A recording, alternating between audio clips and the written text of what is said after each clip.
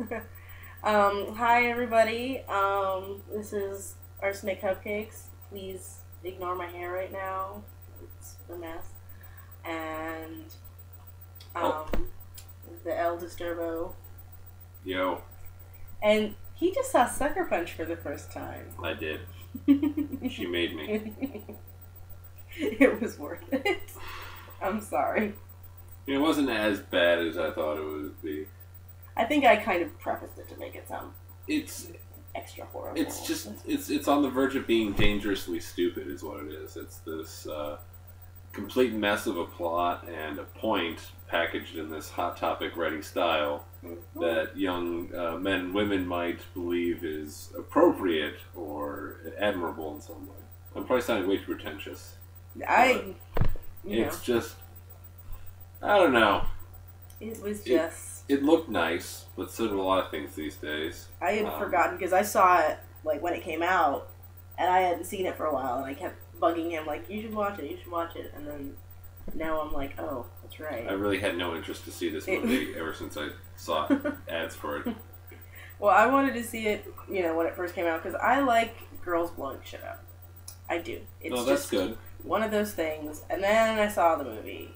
And any possible feminist female empowerment narrative that it could have had is just completely squandered. I think as soon as I knew that Zack Snyder was directing it, like in big letters, from the director of Watchmen and 300, like the only two movies I've ever seen with like giant action scenes that were completely boring.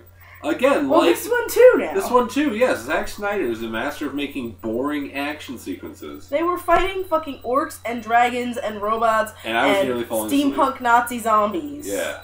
And it was boring. It was completely boring. I mean, some of the fights were choreographed well, I guess. Mm-hmm. But the pacing, it was just like... And you don't care about the characters, because none of them are actually characters. Oh, it's just some these of them really died. weird, That's too hollow, like, different flavors of sexy.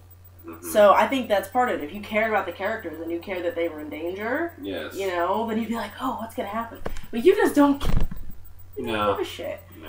And, I mean, okay, Jenna Malone is always adorable, so her general adorableness kind of translated to the movie. But her character was... She had what? What was her personality? She was like the perky one? The short-haired one. She was the short-haired. She was the short-haired one, that was it. She was Sweet Pea's sister, and Sweet Pea was the bitch, and Blondie was just Vanessa Hudgens. Yeah. And Amber was... The Asian one. She flew the plane. And, of course... Oh, she was the technical one, I guess you could say. She piloted the robot and flew the plane. That's true, but in the real world, what was her personality? Asian. She was the Asian one. Yeah, it was a little sad. And, of course, the two characters of color are the ones that are the most inconsequential to the plot, and, of course, die in the most inconsequential way, and are just... Ugh. I'm not surprised, because Zack Snyder is not necessarily known for racial sensitivity. I mean, you saw 300. Oh, yeah. But, literally, it was so transparent. The only girls that you're supposed to give a shit about are the blonde ones. Not even just white girls. These fucking white, waspy, blue-eyed, wafy blonde girls.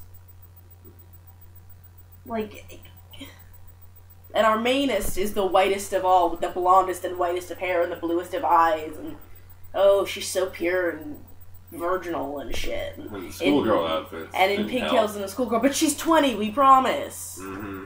She's totally okay to fap to.